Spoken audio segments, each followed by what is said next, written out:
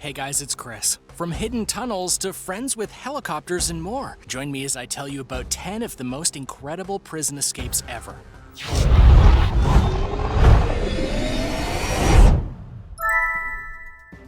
Number 10. Assata Shakur. Assata Shakur was a member of the Black Liberation Army and a well-known activist. But she wasn't afraid to do extreme things for her cause, just like other members of her party. There was an altercation in New Jersey between an officer and a BLA member, and both were killed. Shakur was later charged with the killing of that officer, as well as several other felonies. This all added up to a life sentence for her. Shakur herself didn't plan her escape, rather the members of the Black Liberation Army did, even going so far as to kidnap guards at the prison to secure an escape route. And it worked. They were able to free her from the prison and get her to some safe houses, which she used until she fled to Cuba under the protection of political asylum, which the country granted for her. The FBI was so driven to get to her that they put a $1 million reward out for her capture in return. Then in 2013, she was put on the most wanted terrorist list, the first woman ever to be put on that list, and she remains in Cuba to this day. Number 9. The French Escape. Pascal Payet was in jail for murder, and yet that didn't stop him from trying to do whatever it took to get out of prison and back to freedom, including doing multiple escape attempts using helicopters. He first did this in 2001, when he got some friends to go and get a helicopter, meet him on the roof of the prison, and fly him to safety. Then 2 years later, he did that very same gag, except this time he went and brought some extra prisoners along for the ride. He was eventually caught and sentenced to 30 years in prison. But then in 2007, 4 masked men broke him out of prison by you guessed it, a helicopter. Eventually, the French were so furious that they threw him into a secret prison, and he hasn't broken out since. Number 8. Toothpaste and toilet paper. Prison escapes sometimes are spontaneous and crimes of the moment, but others are long planned out, and that means getting creative with your arsenal of escape tools, such as in one Australian prison where a pair of inmates didn't escape with toothpaste and toilet paper. That couldn't have worked, could it? Well, it did. First, they dug into the brick and mortar and attempted to create a tunnel. Then, when they needed to conceal everything, they would go and use toilet paper to cover up the hole and use toothpaste to glue it down in order for it not to be seen.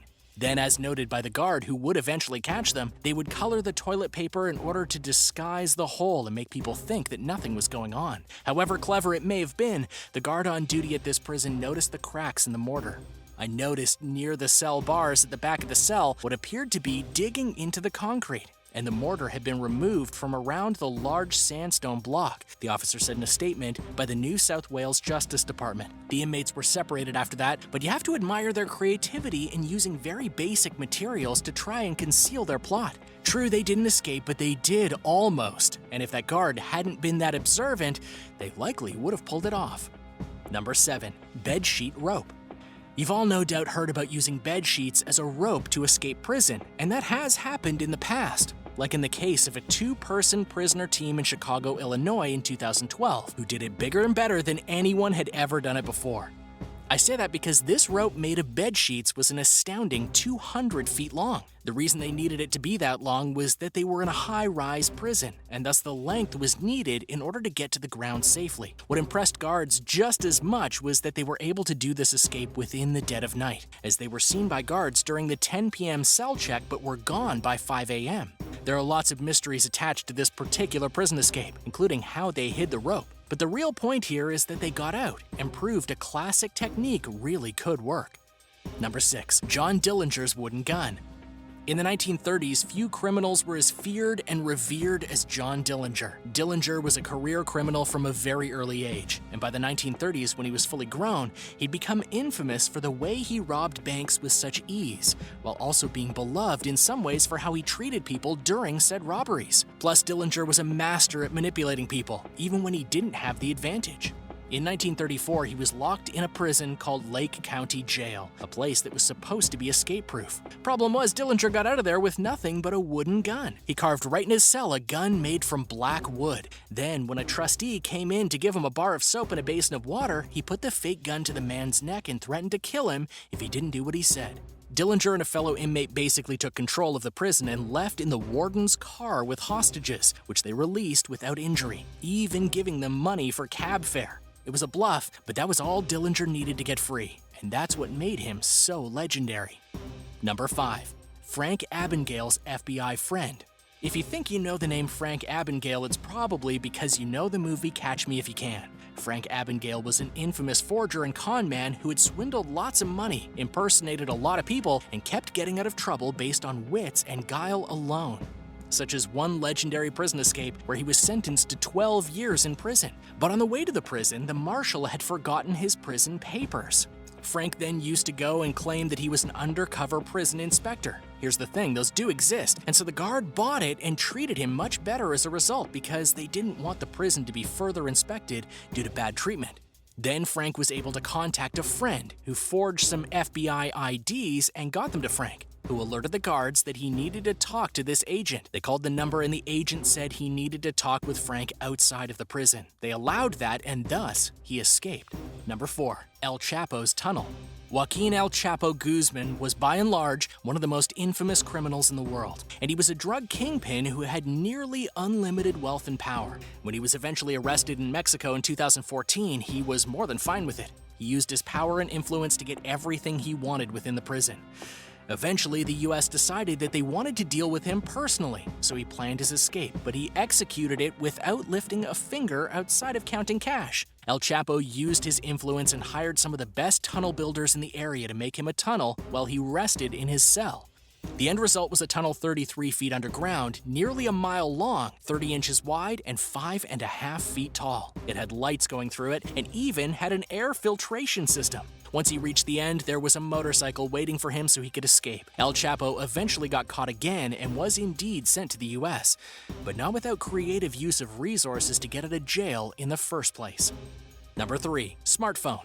Getting a cell phone in prison is not a hard thing to do, but for Neil Moore, he used his smartphone to get out of prison, or more accurately, he used his smartphone that he got to make the prison release him. Moore was in prison for stealing money from banks via false claims and transfers using a smartphone. So when he got into prison, he knew a smartphone was his way out. He used a technique called typo squatting, where you make a fake website that looks and sounds like a real one in the world today to make a fake website that resembled the local courthouse that put him in prison in the first place. After making the site, again all from his smartphone, he sent an email from the website to the jail demanding his release. And they complied. Weirdly though, despite no one catching on to what he did, Moore turned himself back into the prison, for real. He even agreed to do extra time because of what he did. He's a very unusual criminal, that man. Number 2. The key to victory. There are many prisons that claim to be inescapable, but more times than not, that's a lie, which Parkhurst Prison on the Isle of Wight in Britain can attest to, because they called themselves the British Alcatraz and claimed that no one could escape from their walls. No one apparently told that to Keith Rose, Andrew Roger, and Matthew Williams, though, who not only escaped, but they escaped after making their own key. Yes, while in prison, they went and forged their own key, which they would use to unlock several doors within the prison, which you would think wouldn't be possible, except it very much was possible. After getting to the edge of the prison, they cut through a fence, jumped a wall, made their way to a nearby town, and plotted their escape. The irony, of course, was that they were caught by an off-duty officer of all things. After this very simple yet effective escape, the prison security level was dropped for obvious reasons. Number 1. Escape from Alcatraz. In the history of Alcatraz, there are no confirmed escape attempts that were believed to have worked. Many tried to escape, but all were caught before they could reach the mainland of San Francisco, or they died as they tried to escape in one form or another. The only exception is Frank Morris and the Anglin brothers, who escaped from Alcatraz in 1962 and whose fate has never truly been revealed. Their escape attempt is easily one of the most elaborate attempts ever made. They used arts and crafts to make dummies of themselves to fool the guards as they crafted their escape from within a hidden corridor. They used raincoats to fashion a raft, which was sealed by glue that they had via materials from within the prison. And they even had crafted a special drill to chip away at concrete in their cells so they could get out of them.